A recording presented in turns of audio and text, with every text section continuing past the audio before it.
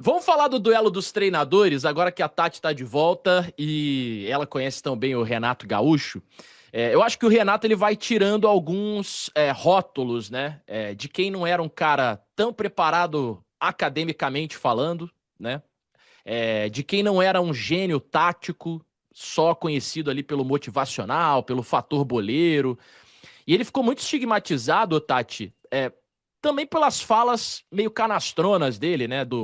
Nós vamos brincar no Campeonato Brasileiro, de ser um cara que muitas vezes bate de frente com a imprensa. Mas o Renato, e principalmente em Copas, né? Ele é um cara muito copeiro. Ganhou Copa do Brasil com o Grêmio, com o Fluminense, Libertadores com o Grêmio, Sul-Americana com o Grêmio. Ele chegou a 3 finais de Libertadores, pô. Ele levou o Fluminense, o Grêmio e o Flamengo a finais de Libertadores. Não tem como um cara desse não ser um bom treinador, né? Com o currículo que ele tem, com as conquistas que ele tem. Nenhum outro treinador brasileiro da história venceu tanto em Libertadores da América, pô. Ele é o primeiro do ranking. Renato tem mais de 50 vitórias em Libertadores. Então, assim, acho que essa campanha dele em Mundial de Clubes reforça muito isso, né? Dele quebrar esses estigmas que ele carregou ao longo da carreira até agora. Eu acho que ele carregou também porque ele sempre quis levar a carreira dele para esse lugar, né?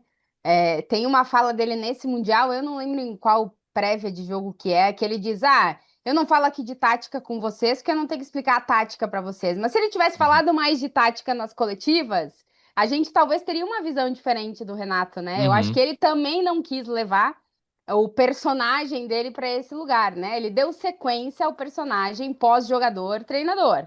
Ele foi nessa linha. E aí, claro que ninguém tem a carreira do Renato sendo mau treinador. Nenhum técnico consegue fazer o que ele fez sendo um treinador ruim.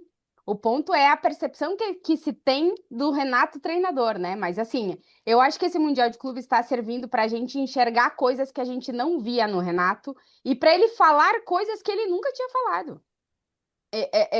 Escutar ele dando as entrevistas coletivas nesse Mundial, cara, é uma mudança assim, 180 graus para o que eu escutei do Renato ano passado. É uma mudança muito drástica assim nele. Ele explicando o porquê que ele ia mudar o esquema, o porquê que determinado jogador ia fazer determinada função, vendo o que ele tinha na frente, a capacidade que o Renato está mostrando de adaptar o time dele ao rival que ele tem na frente, assim. Então, eu acho que está dando um salto na percepção externa do trabalho do Renato, que ele, evidentemente, já sabia e já se valorizava enquanto treinador, mas eu acho que externamente a gente está passando a ver o Renato de outra forma, né? E eu acho que isso só faz melhorar ainda a carreira dele, né? Para mim, independente do que o Fluminense faça ou deixa de fazer no jogo de hoje, se passar ou não passar, o Renato foi para outro lugar como treinador depois desse Mundial de Clubes. Agora, eu acho que o desafio dele é se manter nesse outro lugar, caso ele queira levar a carreira dele para esse lado, né? Que é um pouco do que eu tenho dúvida se ele vai querer pegar esse caminho. Eu acho que poderia ser bom para ele, porque ele poderia ganhar votantes para ele, sei lá, no futuro ser técnico da seleção brasileira, ter um olhar diferente sobre o treinador Renato, né? Mas assim, o que ele está fazendo com o Fluminense, principalmente a questão de olhar para o rival e ver o que ele tem e adaptar o que o rival tem para conseguir vencer esses caras, assim, para mim isso aí está sendo o grande diferencial do Fluminense, e isso é graças ao ótimo treinador Renato Portaluppi. Ele nunca quis muito esse rótulo, né, o Beckler? Ele sempre falava: não, eu vou estar na praia jogando meu futevôlei, vou estar tomando minha gelada e tal, enquanto os outros estão lá pensando, estão treinando. Só que, na verdade, ele é um cara que sempre entendeu muito taticamente, né? Não tem o que dizer assim. E outra coisa, ele consegue chegar aos jogadores, né? Assim, a Uhum. mensagem dele consegue ser bem passada aos jogadores.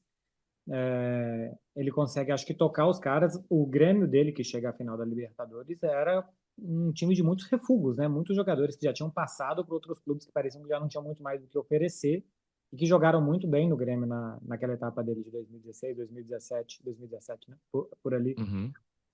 Então, o principal que um técnico pode fazer, eu acho que é convencer os jogadores. Outra coisa é que a ideia não seja boa, mas o poder de convencimento faz muita diferença. A gente pega o Ancelotti, por exemplo, o Ancelotti é tido como um paizão. O Ancelotti Uhum. ajudou a inventar um esquema tático. O Ancelotti inventou o Pirlo de 5 e não de 10, por exemplo. Ele mudou os jogadores, ele inventou jogadores, mudou jogadores, revolucionou os jogadores, mudou esquema.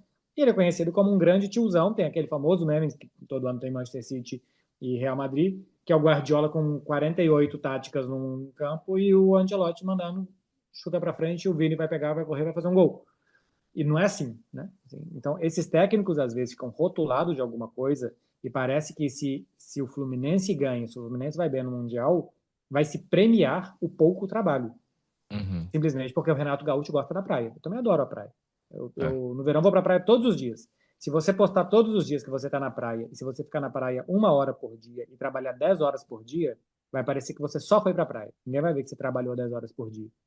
Então, você não se importar com a opinião das pessoas, você ir para a praia, você gostar de jogar futebol e você na entrevista não querer explicar para o jornalista e tal, não sei o quê, forma esses rótulos que formaram no Renato. Mas ele é muito mais avaliado, talvez, pelo que ele fala do que pelo que ele faz. O Ancelotti muitas vezes é analisado também pela forma com que ele fala, ou com que ele transparece e tal, de ser esse cara muito mais agregador do que ele faz também taticamente. E aí, nós, na função de jornalistas que analisam o jogo, devem analisar o que o time está fazendo dentro de campo. E o Renato, mais uma vez, mostra que ele sabe fazer o time dele jogar muito bem. E sempre se cercou de ótimas comissões técnicas, né? Ninguém faz nada sozinho, assim. Posso falar que desde o início da carreira dele, a primeira passagem dele, por exemplo, no Vasco, lá em 2005, ele quase leva um time muito limitado à Libertadores da América, né? Ele, por uma bola no travessão lá do Leandro Amaral na última rodada, o Vasco não foi para Libertadores com um time que era bastante limitado e que passou a jogar muita bola com ele ainda no início da carreira e já com uma boa comissão técnica, enfim, com ideias diferentes, assim, de dia a dia, né, de cotidiano.